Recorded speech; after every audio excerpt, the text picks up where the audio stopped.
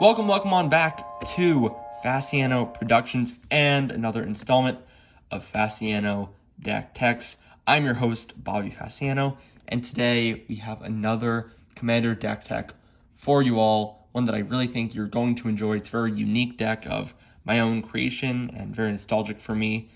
And yeah, I think the best way to get into this is just to get right into it. So let's explain who the commander or commanders of this deck could be in our first segment. Here we go. Now, you heard that right. I said commanders, but as you can see here, we're not playing partners today. We're not playing background. We're playing a random commander. That's right, this deck is a Gruul legendary tribal deck, and because of that, it allows us a wide array of commanders we can choose from. So we're going to go through all of these here, but before that, at the beginning of each game, what I usually do, I'm shuffling all my beautiful sorting that I did before I started filming. That's wonderful. I'll shuffle this pile up a little bit, get someone to cut it, and then have them reveal. And for instance, in this game example, my commander would be Borborygmos. Then I'd shuffle these other, I think about 25 legends into the deck and go from there. But let's get into all of the possible commanders for this Gruul Legends deck. And yeah, take it away with that one we revealed, which is Borborygmos Enraged from my first set ever, Gate Crash, as you can see over there on that bundle box back there. One of my favorite sets and a very nostalgic set for me as I opened up the Gruul starter pack. So, of course, got to make this a Gruul deck for the nostalgia purposes. 7/6 trample for 8 whole mana, which is a lot, especially if this is your commander. But whenever it deals combat damage, you get to reveal the top 3 and put all lands you control from the top of your library into your hand, and also can discard a land to deal 3 damage to a creature or player, helpful to pick out small utility creatures or just get in for a load of damage. Of course, this is trample, so it's usually going to trigger that first ability there. We got another Borborygmos here, coincidentally enough, for 7 mana, trample 6/7, flipped around a little bit. And when this deals combat damage, you put counters on each creature you control. Rada, Heir to Keld, is a pretty good random commander you can get, as it's, pretty generic and just helps you ramp out. Having a 2-mana mana dork in the command zone is pretty nifty in this legendary tribal deck. But we got a few more Radas, and this is Rada, Heart of Keld, from M21. Has first strike on your turn, puts you put lands from the top of your library, and also has that amazing pump ability. This is another just general pretty good commander that can actually give you some little weird card advantage in this deck, which is, all about kind of ramping through because it's such a creature-heavy deck. We really need to get all those lands out onto the battlefield. Tungarth First Mate is an interesting one, being traded around to all of your different opponents. There, he's on the Weatherlight. Marhelt Elves Dragon has the classic ability Rampage: 1, which, of course, I'm not even sure I'm explaining to it because, of course, everyone knows legendary Marhelt Elves Dragon, who follows a strict philosophy, never letting emotions cloud his thoughts. No chance observer could imagine the rage in his heart. And yes, Rampage 1, of course, I'm totally going to explain this wrong, for each creature that's blocking it beyond the first, Marhelt Elves Dragon gets an additional +1 bonus to that already pretty horrendous 4/6 stats for 6. Not a very good one, but included in here for the memes. Ulasht, the Hate Seed, is a Hellion Hydra, who is pretty good and can often be slammed down onto the battlefield because we have so many multicolored cards in this deck. Can often be slammed down for usually a big 10/10 or something for just 4 mana is pretty good.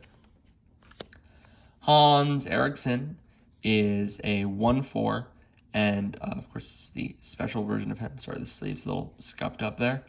But when it attacks, you get to reveal the top of your library, and if the creature defending it enters and fights Hans, because of course Khan's run, And yeah, you'll get a free creature off this, or sometimes nothing. It's kind of disappointing.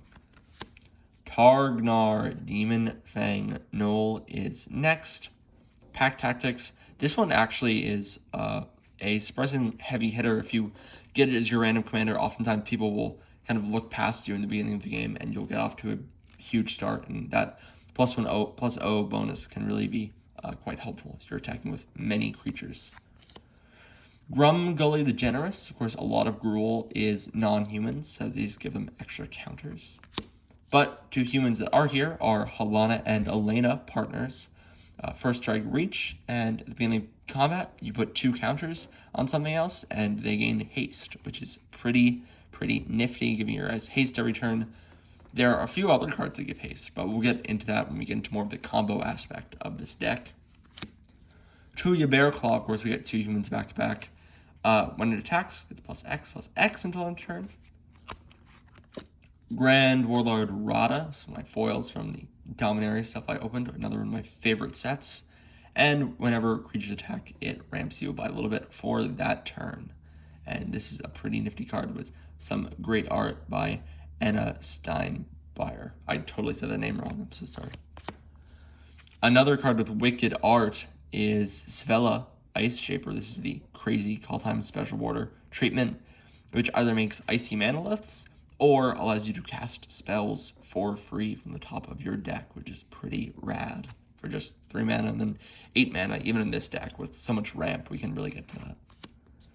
Gallia of the Endless Dance. You'll be happy to know this is the only satyr in the deck, but that ability allowing you to trade out a few cards to draw a card is pretty nifty. Of course, we're in Gruul, so we're wanting any card advantage that we can get, especially if it's on a legendary creature. Pretty helpful with the theme. Stang is another classic legend from Legends, drawn by Mark Poole. Of course, this is a 3/4 with you get the Stang Twin token. Apparently, Stang's twin's name is just Stang Twin, and they have some sort of link where if one dies, the other dies, or if one dies, the other one gets exiled. It's a little weird ruling there, but of course, the classic Stang art in that lovely armor. And then finally, this was originally the commander of the deck before I decided to do this random idea. It's Rurikthar, the Unbowed. This legendary creature ogre warrior has vigilance to reach, attacks each combat if able, and absolutely has that brutal last ability, which, we don't have a lot of creatures in this deck, or a lot of non-creatures, rather, in this deck, because we're playing so many legends, but we still have a few, but of course, our opponents are going to take 6 much more often than we are from that ability. So we see all these crazy legends that can be our commander, pretty general, not too many build-arounds here, but one thing that does bring them all together is they're all legends. So let's get into some cards that help out that legendary tribal aspect of this all and help bring this otherwise a disparate group of cards together. So as I said, here are a few more cards that fit the legendary theme of our deck, and we're going to start with one of the strongest cards, the one that really inspired me to put this deck back together after so many years and turn into a commander deck, and that's Bard class. The first ability is pretty helpful with that additional counter, but we're really looking to get to level 2 and make all of our legendary spells cost Gruul less to cast. This is pretty ridiculous. Obviously, you saw we have some 25 odd commanders there to choose from, and they can all cost 2 less. Imagine costing Rurikthar for 4 into many things for free, essentially, with that ability is absolutely, really very helpful. And even that last one gets you a little bit of card advantage. So this card is just a powerhouse in this deck. If you get an early aggressive start with this card, you are going to overwhelm your opponents very fast. The Skyship Weatherlight is also here. Of course, we saw Tongarth riding it earlier. 4/5 vehicle with flying, and it gets you a little card advantage by putting legends in your hand. Historic spells, rather. And historic permanents also get onto the battlefield through Thran Temporal Gateway, another way to kind of cheat mana and play your things at flash speed. Heroes Podium's another brutal one with other legends in the deck, and also can get you a legend as well. But of course, that first ability is kind of going to act as kind of almost a coat of arms for our legends there. We also got some Planeswalkers who don't as directly care about Legends, but decided to put them in this section because, where else to fit them.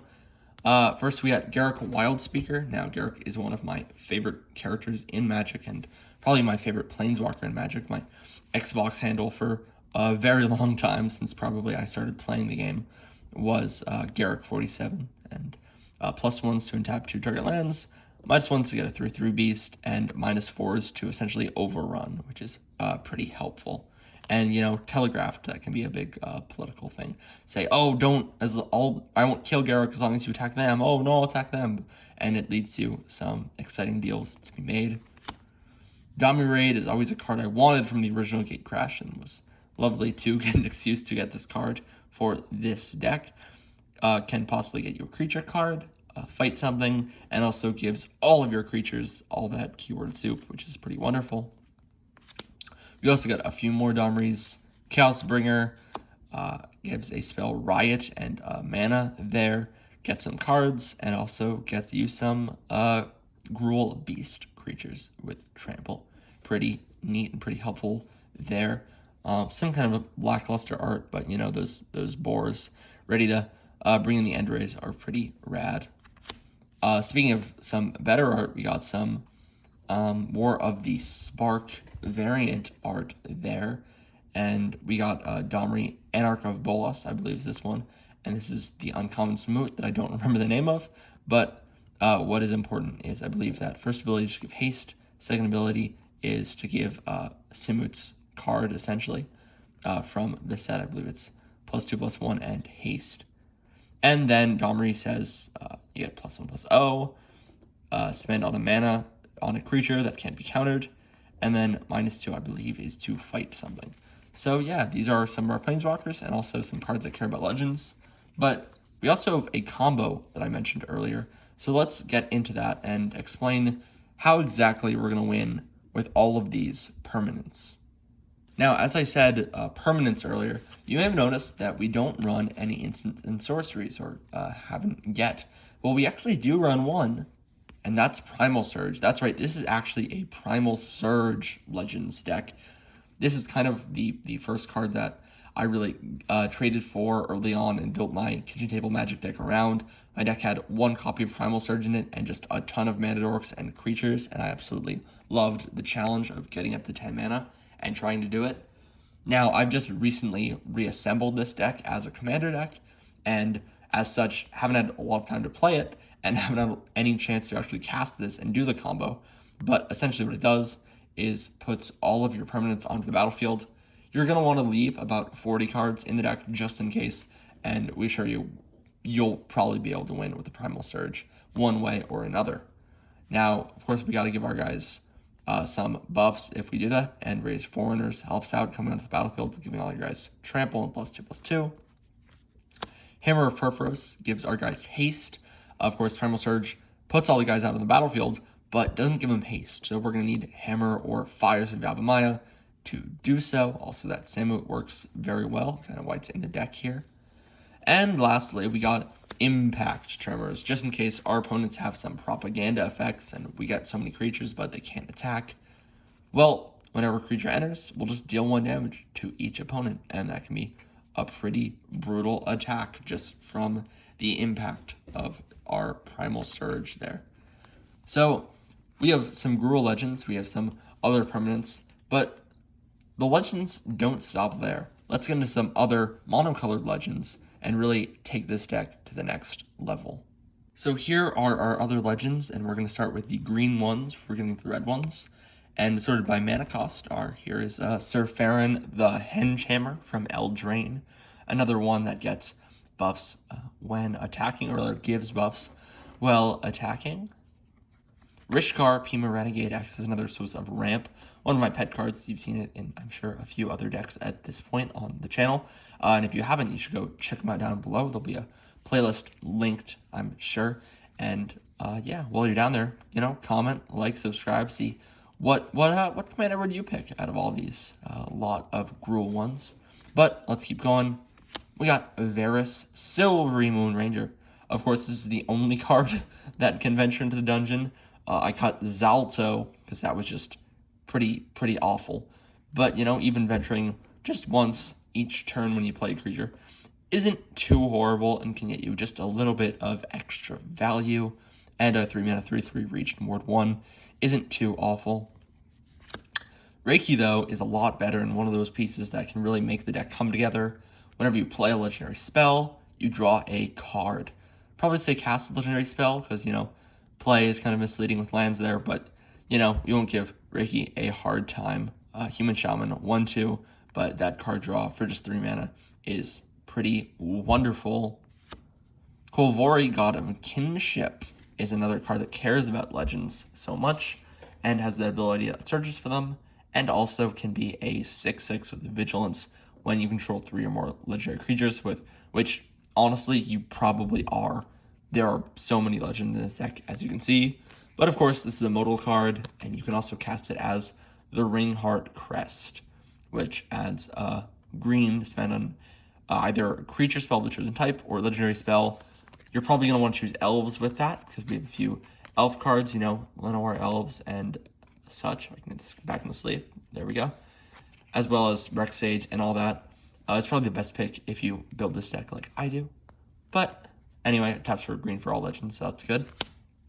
Renata is from the latest Theros set with that awesome constellation art by Jason A. Engel. Powers equal to your devotion to green and puts counters on all of your guys when they enter. Next, we got Old Gnawbone, which is an absolutely brutal card from Dungeons and Dragons Adventures in the Forgotten Realm.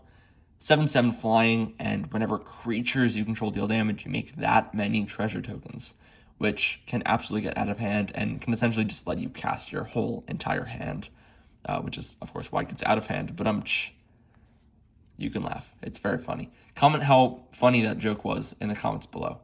But anyway, this big dragon needs a kobold follower, and that is Rogrock, son of Roga. 0/1 first strike, menace, trample. We have a few ways to buff it, but a 0 mana legend is pretty neat in this deck when it can trigger some of your card draw spells. Oftentimes you can cast this into Reiki, or we Beast Whisper in here too. And yeah, draw a card or two off this is pretty funny. Kari Zev, of course, we need a way to put in Ragavan in the deck, and I'm not going to shell out $80 for a copy of Ragavan. So, Kari Zev prints her own Ragavans, and that's pretty helpful. Obviously not as good, but that 2/1 red monkey is gonna be helpful in buffing our count of legendary creatures. NX, Hardened in the Forge, is up next when offers kind of our creatures a little protection, making them satyrs when they die, and can be pretty beefy with that power equal to devotion to red. Neheb, Dreadhorde Champion, another one of my pet cards you'll see in a few videos on this playlist. Trample 5/4 Zombie Minotaur Warrior, and whenever it deals combat damage to a player or planeswalker, you may discard any number of cards.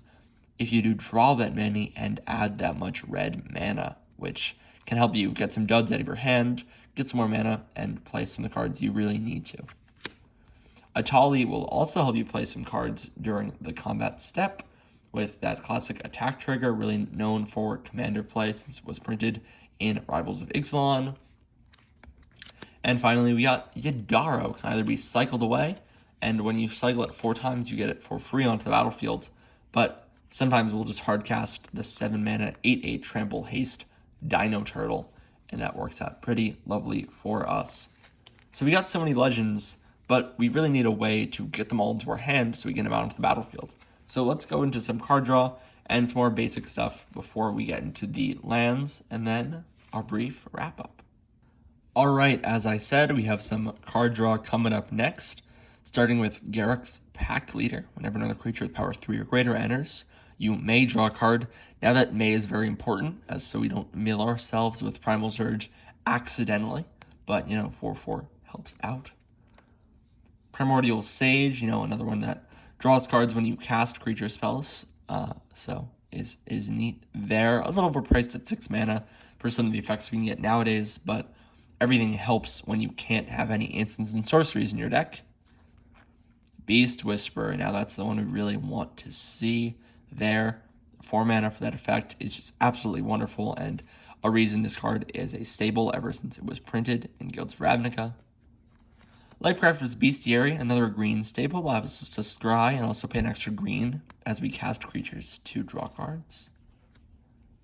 Next, we got Instrument of the Bards. Has an interesting effect that lets us get cards from our deck onto into our hands, and nets us some treasure if we really need it for that second ability. If we search for legends, which we're probably going to search for legends, but just 1 mana at that effect is pretty wonderful. Another D&D card is the Deck of Many Things, which I found room for in here. Gets us either a card at random from our graveyard or hand, 2 cards, or because I have such amazing luck, bless the dice gods and all, when you get that 20, I can help you win the game and pull through in some interesting circumstances. Next, we got Llanowar Elves. Helps us ramp a little bit. Mox Amber cares about the legends we control, and I had opened this up during Dominaria, had no place to put it, and finally decided to put it in here because, it's almost surefire going to go off in this deck because we have so many legends. Soul Ring, of course, Commander Classic. Karametra's Acolyte. Now, we kind of get into the nostalgia factor of this deck. When this was originally a 60-card deck that just functioned off of Primal Surge, Karametra's Acolyte was a huge part in that and one of my favorite cards. So glad to find room for it here. Taps to add mana equal to your devotion to green. Wood Elves is up next. Searches for a force, puts on the battlefield. Goblin and Archomancer, a new one from Modern Horizons 2, which is absolutely crazy here. Joyra's Familiar has a similar effect, reducing our historic spells by 1. Elvish Mystic and Finhorn Elves, not sure why Llanowar Elves was separate, but that's okay. 2 Elf Druids who just tap for 1. Gruul Signet, because we can't play Rampant Growth, so this is the one deck where Gruul Signet's probably better than that here. Outland Liberator, another pet card, which you pay 1 to sacrifice it just for a target enchantment or artifact, but when it flips over, it transforms into a 3/3 that also does that on attack, which is pretty helpful. Rex Sage, as I said, is an elf, destroys target artifact or enchantment. And then finally, that intro pack rare is here with Rubble Hulk. The first Magic card I ever owned is here in all its foily glory. Surprisingly, held up, not too horrible for wear here. But one of my favorite cards just because of the nostalgia and also the coolness of just having a street come to life. And when you get Primal Surge off, this can absolutely be a very heavy hitter and make some cool political deals with that second Blood Rush ability. This honestly was just in here for the nostalgia, but it can actually do some work in this deck. But without further ado, we got some lands we got to get to. So let's take care of that and then get to the wrap up. And it's land time here, starting off with Untai Decay, the Cloud Keeper. Comes into play tapped, but has that ability to pay 2 life and 2 mana to cast legendary spells. Not that great in most decks, but here we're bulk majority of our cards are legendary, helps out. We got Myriad Landscape and Blighted Woodland, get some more lands onto the battlefield in our land slots. Scarred the Rage Pits, classic from original Ravnica block, and then Heroes vs. Monsters. Mosswort Bridge, which has Hideaway 4 now and enters tapped, not in the reminder text. Pretty helpful now. But allows us to cast a card exiled for free if we have total power 10 or greater, which we oftentimes will. Got the classics, Command Tower, Rootbound Crag, Game Trail, Cinderglade, Temple of Abandon, and we got some less than stellar options with Xanadu Refuge, Rugged Highlands, and Gruul Guildgate, kind of just, callbacks to the old early days when I played Magic, and of course I'm always partial to throwing in as many duels, even if they're pretty bad, into my decks. Gruul Turf, classic there, and Evolving Wilds and Terramorphic Expanse. Then we run, I believe, 11 forests and 10 mountains. The Adam Perquet Return to Ravnica lands that I started playing with. Of course, you gotta have matching lands in your deck. Probably something I didn't listen to when I first started playing. But you gotta have matching lands. Come on, especially in Commander. And yeah, of course, this deck was built during Return to Ravnica block, so gotta have that Return to Ravnica flavor in the lands here. I'm quite partial to these lands, as I'm sure you can tell by now. But without further ado, land talk is done. Let's get into the wrap-up and see why I really like playing this deck. I had a friend come up to me a few weeks ago, and he asked me, once you win with Primal Surge, what are you going to do with this deck? Doesn't it become not really a novelty anymore to just cast Primal Surge over and over again?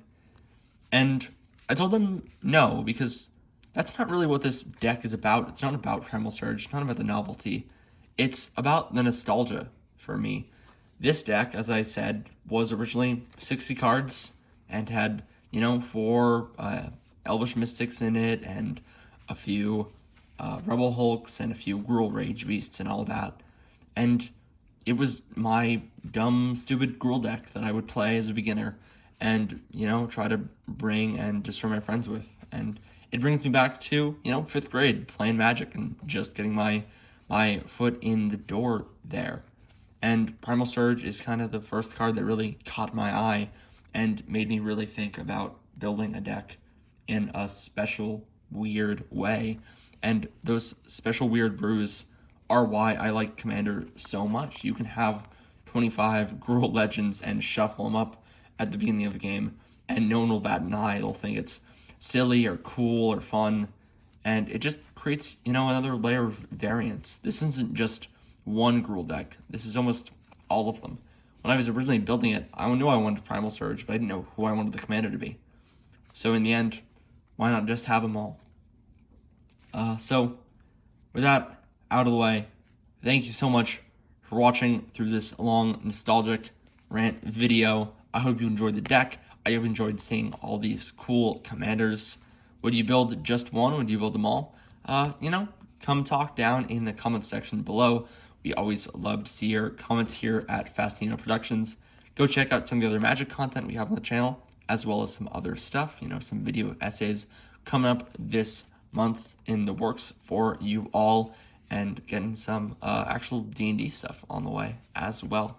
So, with all that, thank you so much. Make sure to like, subscribe, comment, do all the wonderful YouTube things, and of course, peace out. Thanks, everybody.